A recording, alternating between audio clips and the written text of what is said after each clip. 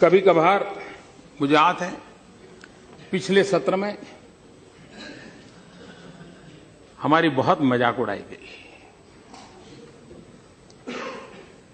मैं नहीं जानता हूं इस प्रकार का भाषा का प्रयोग जो कर रहे थे उचित होता था। यहां तक कह दिया कि आपको वीजा दे रहे हैं पार्लियामेंट में आने का। इस प्रकार का प्रयोग करने वाले लोगों को मैं और तो कुछ कहता नहीं हूं, लेकिन मैं इतना कहता हूं, अंतर्राष्ट्रीय स्थानों पर कुछ काम निर्धारित होते हैं जिसको करने पड़ते हैं। उन मीटिंगों में पहले के प्रधानमंत्रियों को भी जाना पड़ता था, इस प्रधानमंत्री को जाना पड़ता है, और भविष्य में जो आएगा उसको भी जाना पड़ेगा। लेकिन वही एक मजाक का विषय बन जाए कि हमारी राजनीति इतनी नीचे आ गई है कि हम कोई ऐसी बातों की चर्चा कर रहे हैं कि आपके पास मेरी आलोचना करने के लिए और कोई मुद्दे नहीं बचे। लेकिन मैं कहना चाहता हूं, अगर आपको देश की इतनी चिंता थी तो आप इस देश का प्रधानमंत्री विदेश गया तो कितना समय कहां बिताया, कभी उसकी भी तो जांच कर लेते, कभी उसकी भी तो इंक्वायरी कर लेते। मैं आज कहना चाहता हूं जी, मैं जापान गया तो जापान मेरे कार्यक्रम में मैंने एक कार्यक्रम क्या जोड़ा, मैं वहां एक नोबेल लॉरिएट साइंटिस्ट याकामाहा को मिलने गया। क्यों? फोटो निकलवाने के लिए। मैं इसलिए किया गया कि उन्होंने स्टेम सेल के अंदर जो रिसर्च की है, मैंने जितना पढ़ा था तो मेरे मन में आया था शायद इनकी एक खोज हमारे काम आ सकती है क्या।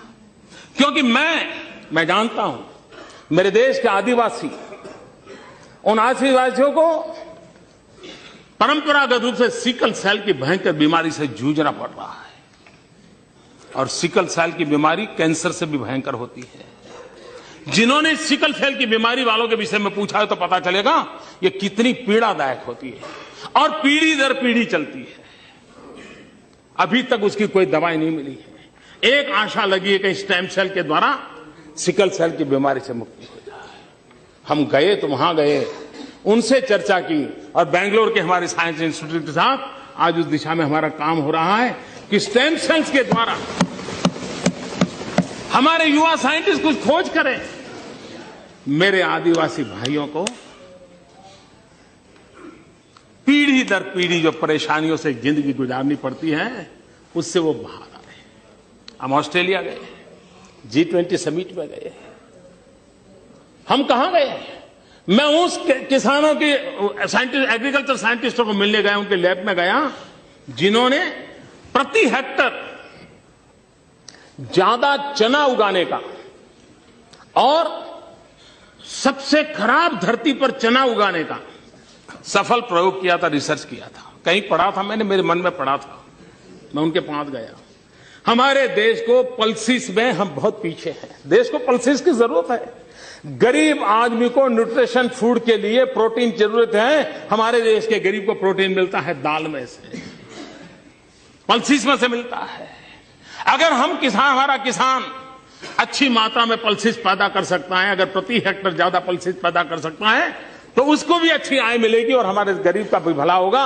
और इसलिए मैं उन साइंटिस्ट के पास जाकर के घंटे बिताए समझने के लिए कि बताइए मेरे देश के किसानों को ज्यादा पल्सिस पैदा करने के लिए क्या रास्ता हो सकता है, ज्यादा चना पैदा करने के लिए क्या रास्ता हो सकता है, हरड़ अरहर पैदा करने के लिए क्या रास्ता हो सकता है, उसके लिए मैंने समय बिताया। मैं एक और साइंटिस्ट के पास गया, इस बात के लिए गया मिलने के लिए कि उन्होंने केले में कुछ नई खोज की थी। मैं समझना चाहता, मुझे पूरा पता नहीं था, तो मैं ऐसे ही चला गया उनके पास, उनके साथ बैठा, उनकी लैब देखी, उनके प्रयोग देखे।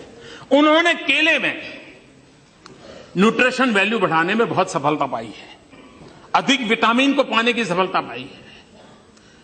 केला ये अमीरों का फल नहीं है मेरे भाइयों बहनों, केला एक गरीब से गरीब का फल हो। अगर केला उसमें न्यूट्रिशन वैल्यू बढ़ता है, विटामिन अगर ज्यादा अच्छे मिलते हैं और इस प्रकार की खोज के साथ केला बनता है तो मेरे देश का गरीब से गरीब व्यक्ति केला खाएगा, उसको ज्यादा ताकत मिलेगी। अगर विदेश जाते हैं तो इस काम के लिए जाते हैं। देश का गरीब हमारे दिमाग में होता है। देश का आदिवासी हमारे दिमाग में होता है, देश का किसान हमारे दिमाग में होता है, और दुनिया में जो भी अच्छा है, जो मेरे देश के गरीबों के काम आए, उसको लाने की एक तड़प होती है। उस तड़प के लिए हम कोशिश करते हैं, और इसलिए समय का सदुपयोग करते हुए हम किस प्रकार से हमारे देश को आगे ले जाएं, उसके लिए सोचते हैं, उसी को लिए करते रहते हैं, उसी पर हम करने के लिए कोशिश प्रयास करते हैं।